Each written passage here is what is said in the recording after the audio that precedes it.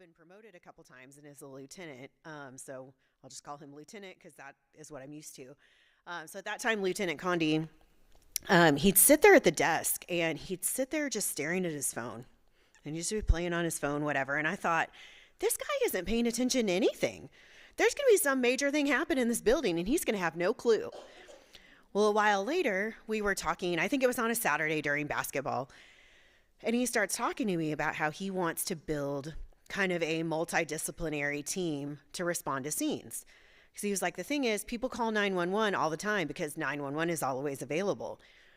But the reasons they call 911 are not always police matters. And so we need other people to go and help us on these scenes, which any of you that, if you've read articles or anything, we have a mental health team now that is kind of like that. But his vision was even bigger. He was like, I think it would be really cool if we had people from kind of several different professions that would be on call for us or ride out with us and just help us. And he said, so I think it'd be really cool if you came and rode with us. And I looked at him and I said, thanks. That's a really nice offer, but that sounds scary and I don't do scary things. And he looked at me and he said, okay, but I'd really like you to think about it. And so I kind of brushed him off, and then we were talking again, and he said, I really think you could be a great addition. And he starts going through and describing in detail encounters that I had had with students or with parents. And I went, you were watching me the whole time. I thought you were just playing on your phone. Oh, I was like, I don't know if I'm creeped out or relieved. And so he kept asking, and finally I said, okay, I give in, I will come do a ride along.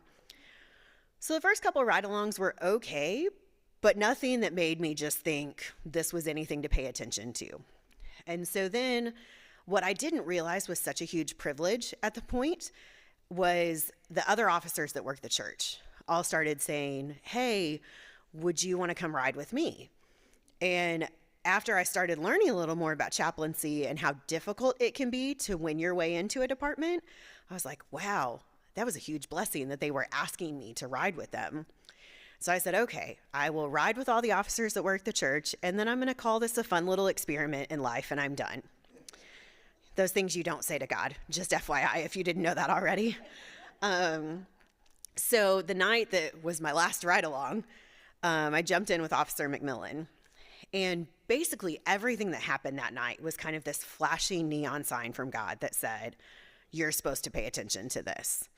So where he's on a traffic stop, I always stay in the car when they're on a traffic stop because that is absolutely one of the most dangerous things an officer can do because you have no idea what's in the vehicle and what the person is doing. So I always stay in the car so they don't have to worry about me and I don't put myself in danger. So as I'm sitting there, he's up at the vehicle. I'm sitting back in the police car. Well, he's now captain, but at that time, Sergeant Hancock slides in the driver's seat and he looks at me and he says, I need to put you to work tonight. And I said, you what? And he said, I need to put you to work. I said, okay. And he said, I need to send an officer to do a death notification. Would you be willing to go with them? So I said, okay. Still not really being sure what I signed up for. And basically what had happened is a woman that lived here on the island had called a town somewhere in the hill country where her mother lived because she couldn't get a hold of her mom. So she asked the police officers there to go check on her mom. Unfortunately, when they went, they found her mom deceased. And so what they did was they contacted Galveston PD and said, can you please go to her home and tell her in person so she's not getting this news over the phone and we can make sure she has someone with her. So Hancock said, if you'll go, I just think it would be helpful for you to just be there. So I was like, okay, no problem. So we head over that way, and that was really all the detail that I knew at that time. And so I got over there, and the woman opens the door, and it's actually a woman very close to my age. And at that point in time, it had been about 2 years prior to that my mom had died. And so just kind of standing there looking at someone that was close to my age, knowing some of the heartache she was about to feel, obviously I related a lot. The Officer McMillan did a great job with the death notification. Those aren't easy to do. The other officer that was there was a little on the awkward side, and he did this very weird, this is Heather, and I wish I was exaggerating his hand motion, but he kind of went, this is Heather, and she's here to give you like religious prayer stuff if you want that. And I went, cool. Okay, I'm going to recover from this and we're going to be all right. So I just looked at her and I said, this moment is not about me, but I just want you to know that I have lost my mom also. And I know what life without a mom is like, and I'm here if you need anything. And I was able to hug her, and then we left. And as we get in the car, then Officer McMillan starts telling some stories about loss he had experienced and how difficult death notifications are for him. And I started thinking, I don't think he would have gone and said that to any of the guys. I don't know if he would have told the other officers that this was hard for him. So I was like, okay, I'm really glad that I got to be there in both of those moments. And then at that point in time, pre-COVID, when life was fun and IHOP was open 24 hours a day, the officers would descend on IHOP about 3 a.m. The entire shift would go. It was about the one time that there were very few cops on the streets in Galveston because they were all hanging out at IHOP. But that was kind of their time to decompress. And normally they would sit there, they'd play games on their phone, they'd tease each other, they would laugh at the calls that are okay to laugh at. They weren't making fun of serious things. I just always feel like I have to throw that out there so they don't sound like bad people. But it was just their time to kind of just be silly with each other after a long night. Well, this night I'm sitting at the table with them and they were all kind of on their phones for a second, and then they kind of all put their phones away and they start looking at me and asking all these faith and religious questions. And I was like, this is not normal IHOP talk at all. What is happening here? And so we finished up at IHOP and Officer McMillan took me back to my car. And I just remember driving up and just parking on the seawall for a second and saying, okay, God, if you were trying to get my attention, you have it.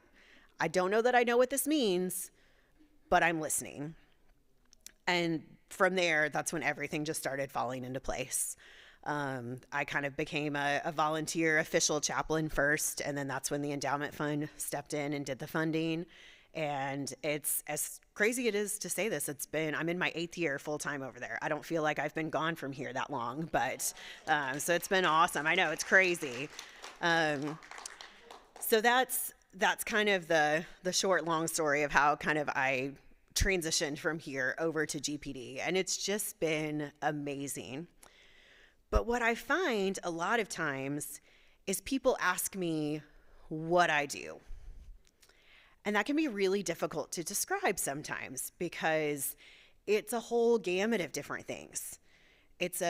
Each day looks different. People will say, what's a typical week like for you? And I'm like, do you want a busy week, a not as busy week? I don't know. I don't know what a typical week is. I have continued to use Pastor Bert's phrase that he said after Hurricane Ike all the time. Normal is just a setting on the dryer, because that's very much how I feel in life at the police department. And, it's kind of I'm still a pastor. I still have the REV in front of my name. That hasn't gone away, but it's not a typical pastor role. I'm a social worker now, and I have that license, but I'm not really a typical therapist. I kind of still work with teenagers, and I would say that to the officers' faces, so I'm not saying something behind their back. I'm a connection to resources, so I'm kind of all these different things. And so when people say, what do you do as a chaplain? Ministry of presence really is the phrase that I always use, because that's really kind of what it all boils down to.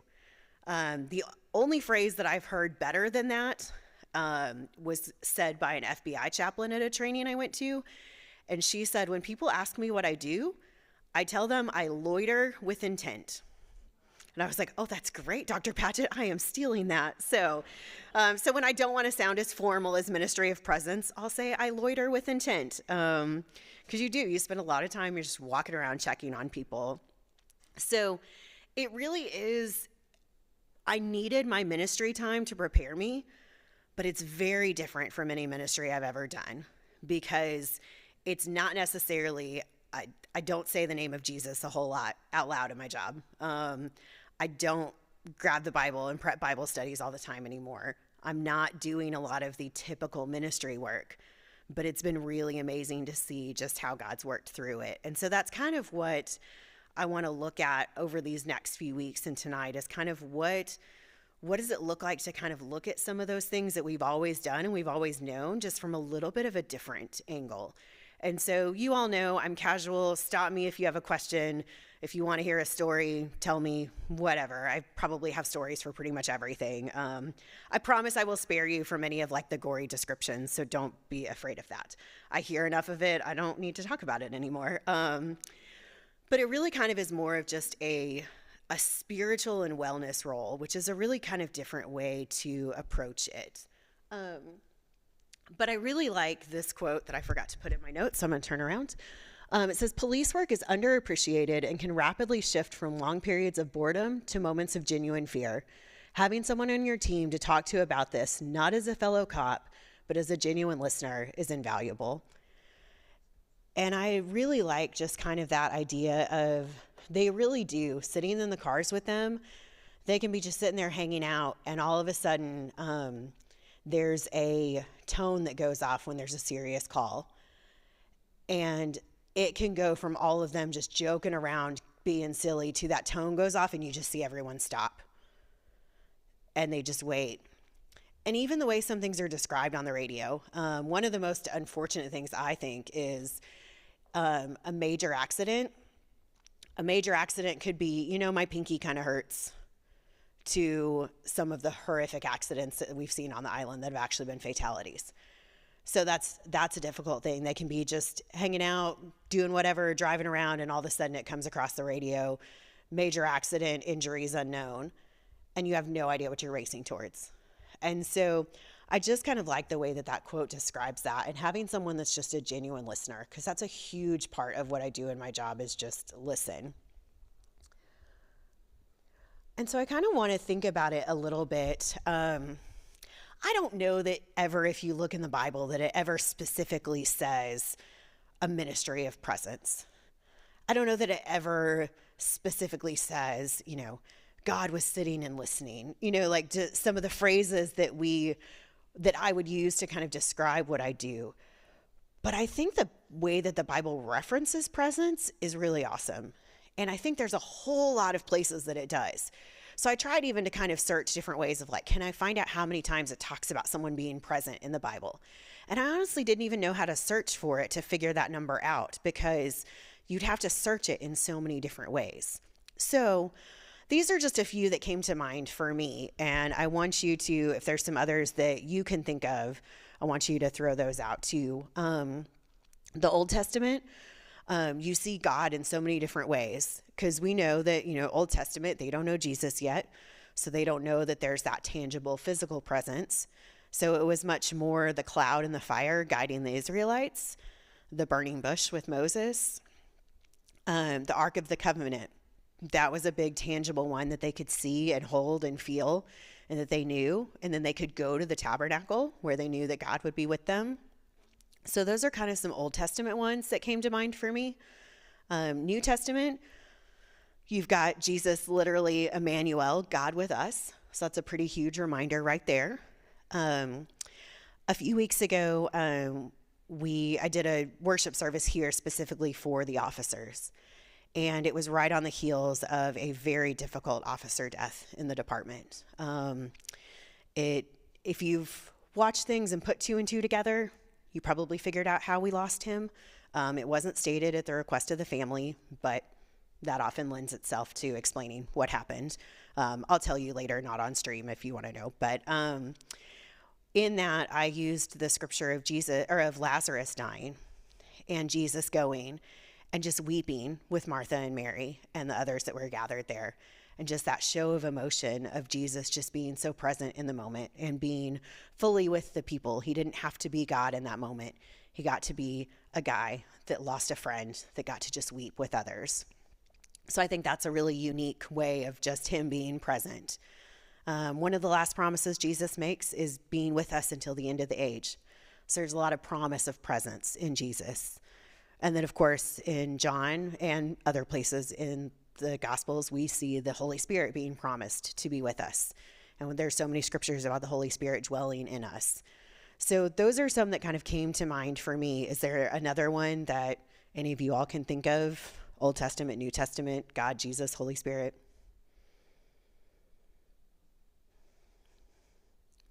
Is there anything that sticks out to any of you guys that you would think of? Jesus' baptism? Yeah. Yeah, that's great. One more. Anybody else got one? I know I'm putting you on the spot. Okay, well, let me know if you think of it later.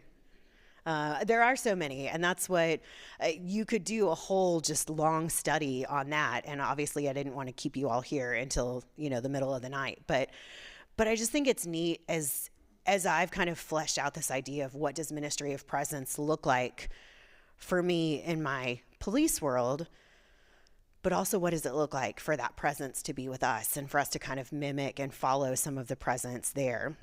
And so this summer I got to teach at a chaplain conference and did a class on ministry of presence. And so one of the things I did was I asked the officers, I said, how would you define ministry of presence? You all have had me here in the department with you. You are very familiar with the chaplain program. What would you say it is? And I got some really impressive quotes. Put this back and I need it again. This one of our sergeants who has been an extremely supportive person of the program, he said, the heart of the ministry of presence is that it recognizes healing and support often happen not through words, but through presence. And I think that was probably the biggest change for me when I stepped out of the church and into this new role in ministry, is I'm a fixer. I really like to fix things. And I can't fix everything for the officers. And that's hard. And so I had to learn how to just be present. And that sounds silly, but it was an art that I kind of had to figure out. And one of the sergeants came in one day, not Sergeant Sullivan, and he walked in my office, he shut the door, and now that they have outer vests, sometimes they'll literally kind of take their vest off for a minute.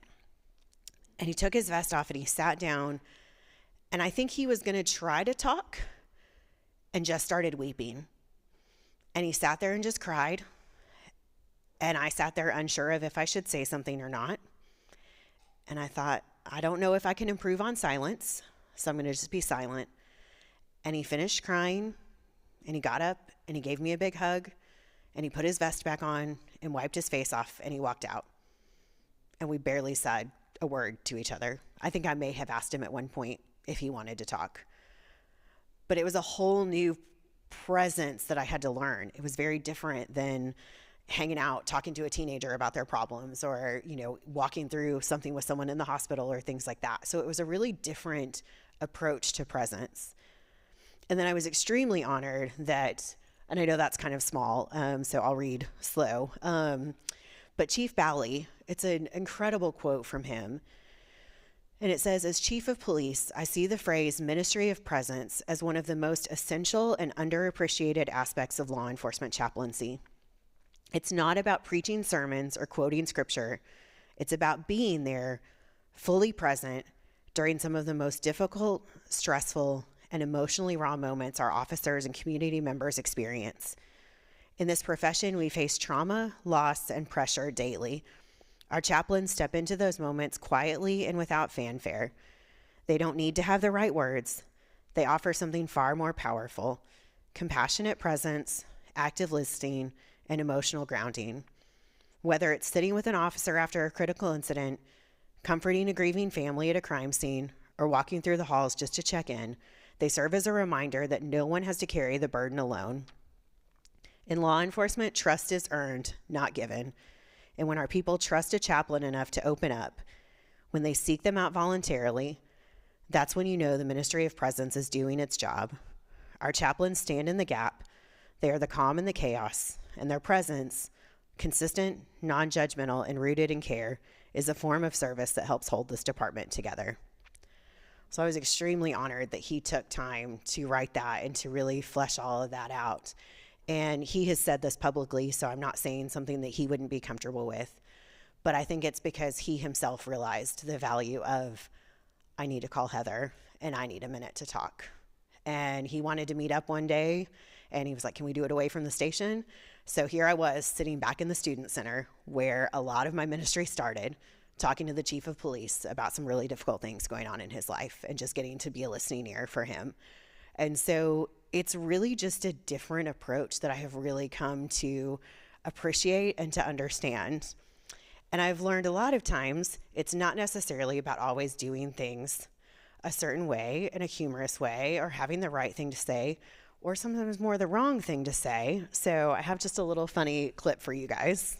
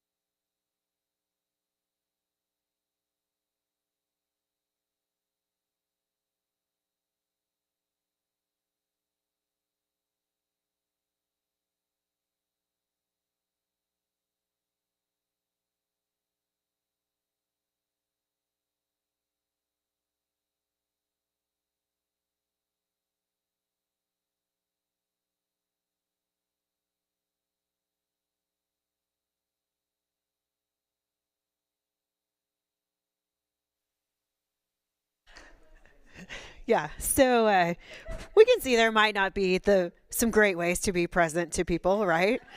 Um, yeah, the first time I saw that in a training that I went to, I just laughed, going, I just can't imagine what an officer would do if I looked at them and said, "Stop it!"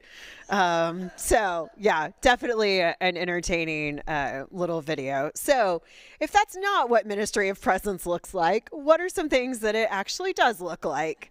And I know you can apply that to whatever, like picture whoever sitting in front of you and just, stop it.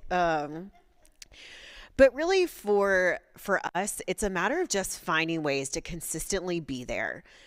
And in the beginning, that was hard because I didn't know when it was good to be around and when it was too much and what kind of that all balance and dance looked like. And so it took a while to kind of figure out. But one of the officers, I liked the way he described it, was kind of that, just being part of the scenery and just kind of being there. So instead of, I should go find Heather, it's just oh, she's here, maybe I'll just go and talk to her. It's no secret to any of you that we have had an uptick in officer involved shootings around the island, lots of places. But I oftentimes, like if there's an officer involved shooting, I have my little rolling cooler and I take it with drinks and snacks and I just go wander around. And my running joke is that I hope that one of these days I'm in the I-45 Now footage, just happily walking with my little cooler through the scene. But that just kind of, I can take care of their physical needs, but also I'm just there. So if somebody wants to pull me aside and kind of make a comment of, hey, that was scary, or hey, I'm feeling this, or I'm thinking this, I'm just there. And so part of it is just kind of finding the ways to just kind of be around. And it's, like I said, it took some time to kind of figure out what does that look like, because you all know we can get to points, any of us, no matter how pleasant any of us are, we can overstay our welcome, right? Or we can be somewhere where people are like, okay, could you just leave? And so I wanted to make sure that that wasn't how I was making them feel. I didn't want it to be weird that the chaplain was around. I wanted it to be a comfort. Ride-alongs are a big one for me. I don't do it near as often as I would like to anymore. That was kind of the weird part from going to volunteer to becoming on staff, is now I have more duties. And so I don't get to get out and ride with them as often. But it really just is a listening ear to get to just be there. And a lot of times when the officers are driving, they're kind of preoccupied. They're not sitting in the office staring at me. I'm just kind of sitting over here in the passenger seat. So they're more comfortable talking. I had an officer, this has been years ago, that I rode with one night. And for a while, Ball High's prom and Cinco de Mayo weekend were usually the same weekend.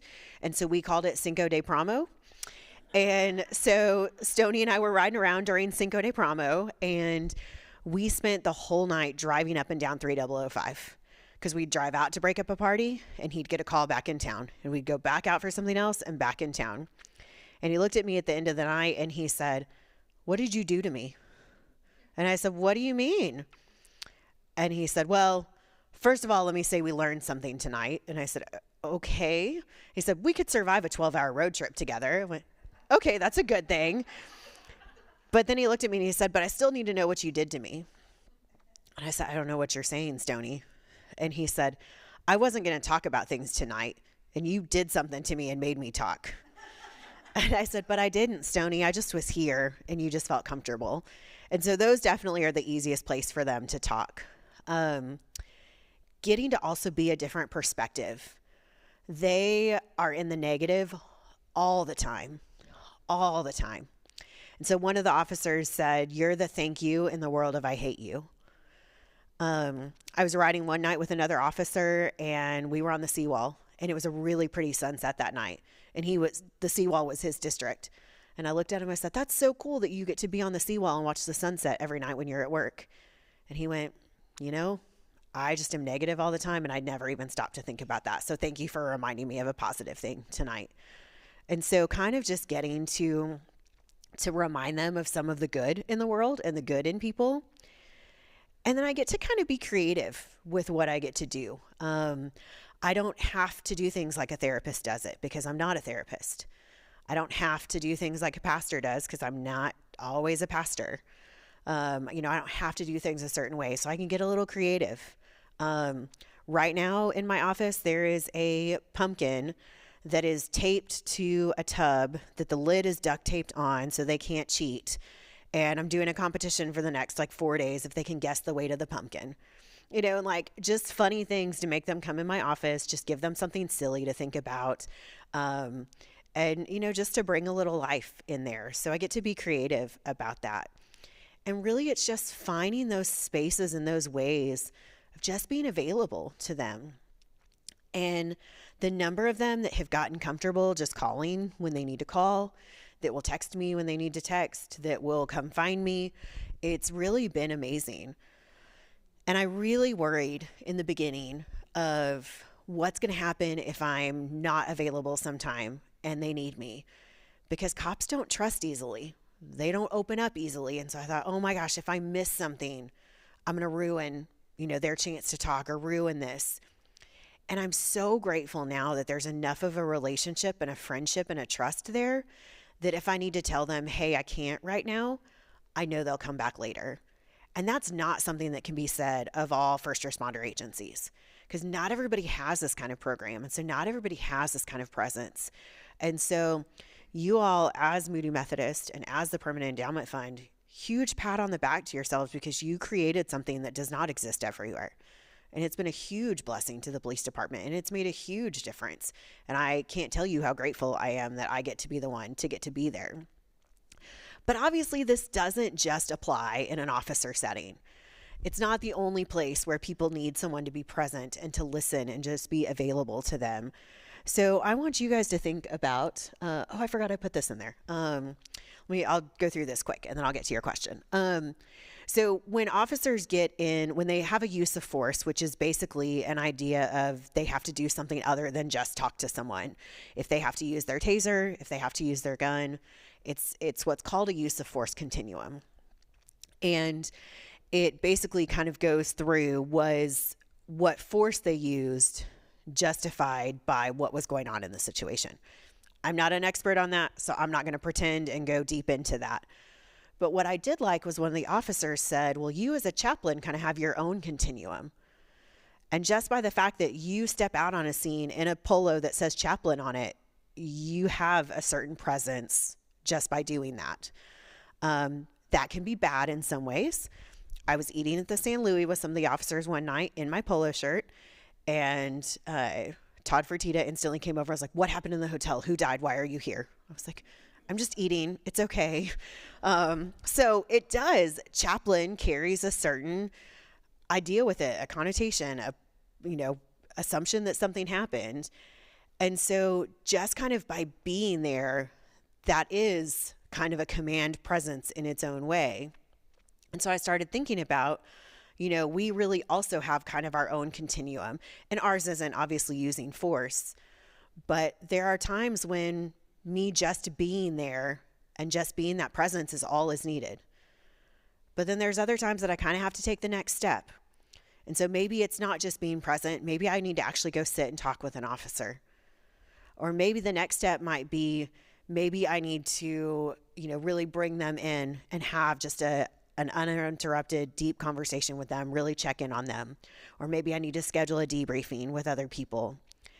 And it might get to the point of maybe they need more resources than just that. So maybe now I need to connect them to professional resources and connect them to a therapist or a psychologist or whatever it may be. And so kind of going through that, what's my right action based on what's happening around me? What does my continuum kind of look like to go and to take that next step? And again, I think that's something that all of us can kind of think about too in our work settings, in our ministry settings, in our family settings. What does that look like for us to be there? And when do we need to take kind of more action? So what does ministry of presence mean for you in your setting?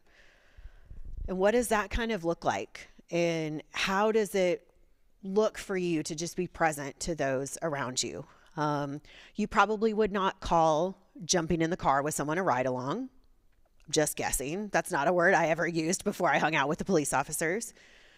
But how many times have you taken a drive with someone because you just needed a chance to talk or to see something pretty or to sing a really good song or whatever?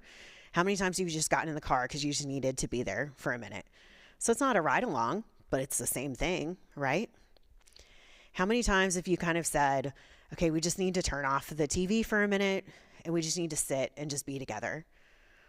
Or how many times has one person had a really bad day and maybe you were struggling with something too, but you kind of had to say, I need to put myself aside for a minute and I'm just going to be available if they want to talk or not talk. Maybe I'm just going to sit here.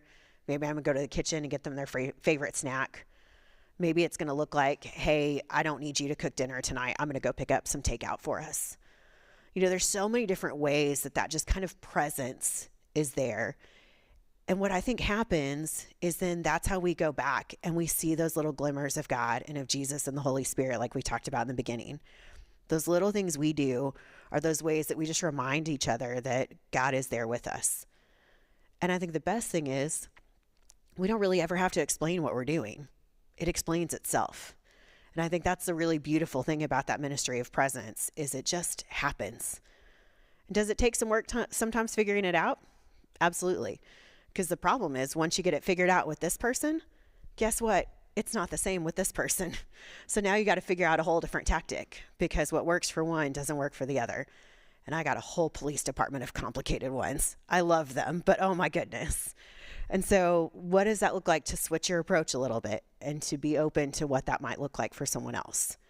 So did somebody think of, you don't have to explain personal situations, but is anyone kind of have something come to mind for them with this question? What does it look like in your setting? It can be your home. It can be your work. It can be here at something you do at church. Does anybody think of anything? Yeah.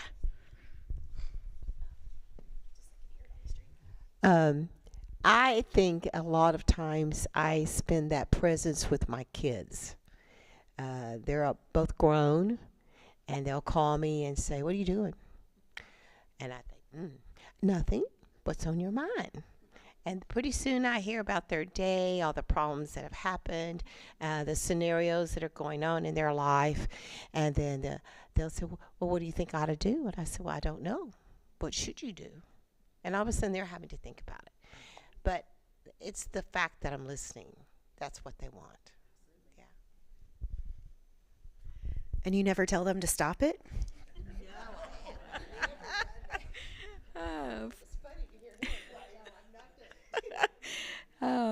For Larry and I, it's grief share.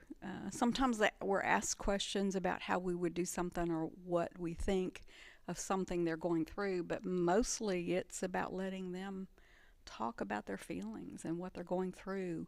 And so it's a lot. It's a presence of ministry. I had actually today, I went to a doctor appointment this morning, and I went to get on the elevator to leave, and a woman walked up.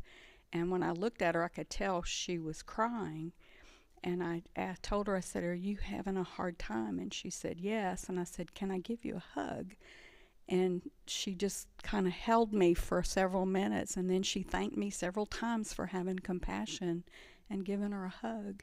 And then she stopped crying and we left and she thanked me. And I just was there and we hardly said anything. But it seemed to help her. I don't know. I just felt like that was what I needed to do. So, yeah. All right. Any others? And then you can grab it next. I think life is kind of like a dance. That is, you can't have a dance with one person. You've got to have people showing up. And so when you show up, your presence is there. So like tonight, you've got some people, and they're listening. Thank you. I think Heather knows what I'm going to mention. She was new on the job, and that was when my sweetheart Jim, who was evicted from his apartment, he had Alzheimer's, and we were trying to get him into a facility. We had no mental health here on the island at UTMB, and so we had to go to Pasadena or Bayport, whatever that place is. And anyway, was sleeping on the sofa downstairs. Of course, I'm up here upstairs with the white noise going and the breeze box fan and the radio hymns, because I'm an insomniac.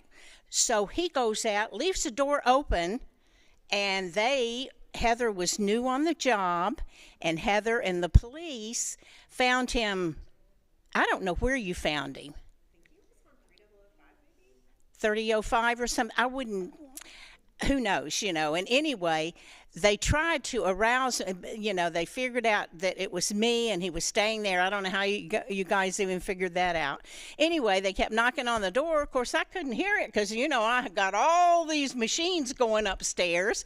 So they took him to IHOP, I believe, and fed him, and he just talked your ears off, didn't he? I mean, he was a talker then, but he was happy, and he needed a chaplain then there to smooth out the edges. I'm sure that the police get tired of he didn't know where he was. I mean, he just was, but he liked everybody, and people pick him up at church. They'd see him walking down Stewart Road coming to church. He came on a Saturday one time. The police just took very good care of him, and God took care of him, because he walked from one end of the island to the other end, to the ferry on foot. And the police brought him back. I mean, the stories, I should write a book. But that's just the story of Alzheimer's and the chaplain and the police department. And now, thank God, it's been in the works, the Mental Health Association for the island, and I hope it's going to be in Lamarck, I think, the building. Okay. And the fun part is I now help teach a crisis intervention training class at the police academy. And so just last week I was with them and I told that exact story. And and talked about driving by Moody Methodist. He finally kind of went, that's my church. And so they went and hung out at IHOP, and we just were able to connect the pieces together. Thank goodness Sam Caminade gets up so early in the morning. And so, I tell that story all the time as a way to help new officers learn of just be creative and you can find a way. So any other stories? Yeah.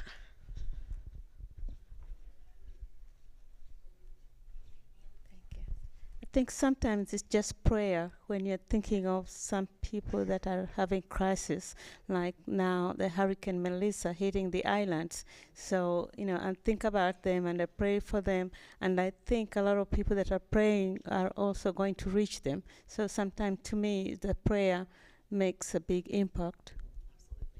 Absolutely. Yeah, this has been great input. Thank you all. I think it's just been something that in moving over to the department, just really kind of learning that presence can look so different, but it is all effective and it's all meaningful and it's all important. And I think a lot of it is just sensing what that moment is bringing you the opportunity to do, to listen, to give that hug, to do that dance, whatever it may look like and however uncomfortable it may be for you.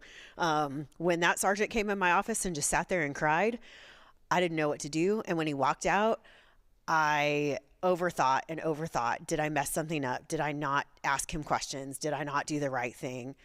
And so it is everything that you guys mentioned. And it's something I think that when we learn just to trust that God's going to lead us and that Holy Spirit is going to be present in us just like it's promised, I think we'll realize that we have a lot more to offer presence-wise and a lot less to be hard on ourselves about. Because, thank goodness we're not Bob Newhart sitting in front of someone just yelling at them to stop it. We're actually listening. We're actually hearing what's going on, and we're actually open to what that person may need from us. And so next week, kind of what we're going to look at is that that phrase, preach at all times, when necessary, use words. Because that's been a big part of my role there and of switching up what preaching kind of looks like for me. Week 3, no, you're okay.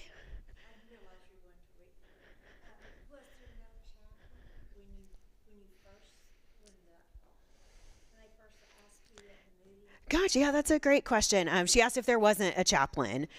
There had been a gentleman named Roland that was there, and he was doing a fantastic job. His health had gotten to where he wasn't able to be out as much with the officers. And so when I came along, he had really kind of quit doing anything with the night watch officers. He was volunteer. And so I was the first paid position in the department. And that's been a big change there, is having the paid position, just because of the ability to be there all the time and to be more consistent. And so Roland ended up moving. He lives right next to his, well, unfortunately he's passed away at this point, but at that point in time, he got to move right next to his grandkids. So it was a really big joy for him. So my schedule is all over the place, a lot of times by my doing, just because I like to see the night shift guys and the day shift guys and all that. But there's also always the possibility that my phone could ring at 2 a.m. and I may have to go to a scene. So they're very flexible with my time, which is nice. Yes, ma'am.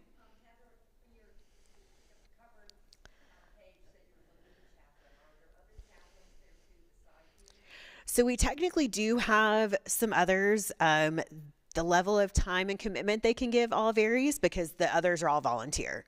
So I'm the only paid position. And so I don't have a lot of consistent help right now. We'll use it that way. And so, like, actually right now, Pastor Brian is on a group that I've kind of created called my on-scene support. And so, like, tomorrow I'm flying out to New Mexico. And so I have some people that will cover if a death scene pops up or something like that, that they need a chaplain at. They'll go take care of that for me. So that's kind of what I was going to ask. What you do is so important, but it's hard. It is. And who do you have that you can debrief with and talk about what has gone on during the day that's very hard? Yeah. So sometimes I kind of laugh at myself on Sunday mornings, because I think sometimes I look pretty antisocial in the bridge. Barry can probably shake his head back there. I kind of stand in the back to myself. But sometimes what I realize is that space has kind of become sometimes I can step out of Chaplain Gates mode and be Heather. And sometimes I'll be standing back there, and it may be a fully happy service, and I may just be standing back there with just tears, because I just needed a space to kind of realize that, oh, this week has been hard.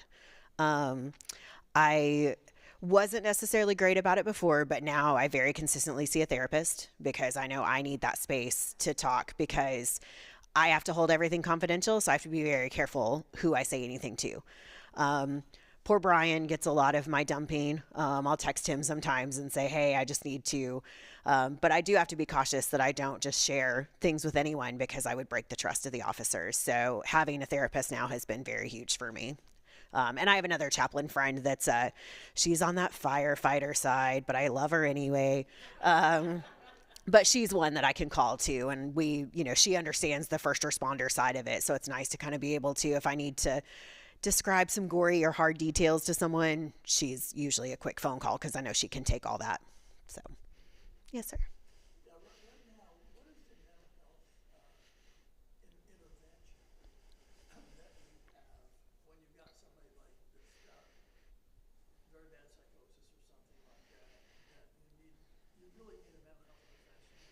Yeah, so, right. So he asked kind of what the mental health intervention is at this point. So right now, it's called the COAST team, Compassionate Open Access to Services and Treatment. Maybe, I don't know if I got that right or not. Something about all of that. But that team is comprised of a police officer, a paramedic, and a clinician. And they come as a set. So they don't go anywhere without the three. And so basically, our dispatchers now, the way they answer the phone is what's your emergency? Do you need police, fire, EMS, or mental health? And so if they say mental health, the dispatchers kind of screen the call a little bit to find out what's going on, because they also have to determine, do they need to send a uniformed officer? Because the officer with the COAST team is in a polo shirt and khakis. So they aren't a fully uniformed officer. And so do they need to send someone that's in a vest and got all the stuff and can check the safety of the scene first? So ours is based in the city, and that's why the paramedic is a Galveston firefighter because they're hired by the city, not the county. And so that team will go, and the paramedic will check their medical state first and make sure, because a lot of mental health problems can also present as medical issues too. And so they'll check all their vitals and their medical, and then the clinician will do assessments with them based on, what they have said their presenting struggles are. They'll kind of go through and assess, is it a suicide issue? Is it psychosis? Is it, whatever? And then they have it set up with a mental health hospital, I think Clear Lake, and one up in Bel Air that they've got relationships with, and they can transport if needed. At this point in time, we are having to transport them in a police car again because our unit that was designed for the Coast team is not in service right now. But the ideal is that team of 3 would transport the person in like an expedition that's not marked. The person does have to sit in a caged area if they have to be transported, but we basically have that 7 days a week, but only during the daytime. So nighttime is a big struggle at this point if you have someone that's having a mental health struggle at night. We don't have a great system in place for that right now because of changes at the county also. So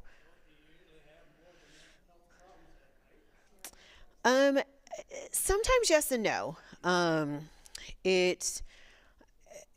There are a lot of mental health calls during the day because I think you have a lot more of the people that miss their doctor's appointments or things like that. So you've got a lot more of the places that are open during the day calling and asking for welfare checks and asking for things like that. So, so yes and no. So, but we hopefully have some new things on the horizon to come. I haven't heard anything official, so I'm not going to speak about what I'm not sure about yet, but I'm hopeful for some new things to come too. So, but the Coast team has been in place for at least a couple of years now, and it's going really well. So yeah, but I will still be with you all for a few weeks. So if there's further questions and things, I will be happy to answer them. I don't want to keep you too late tonight, but I really, really appreciate the conversation, the participation. Please continue that. Let's talk more next week, and we'll look forward to seeing you all. So thank you guys. And if you didn't sign in, please go sign in. And if you have any other questions, I'm happy to talk to you. So you all have a good night.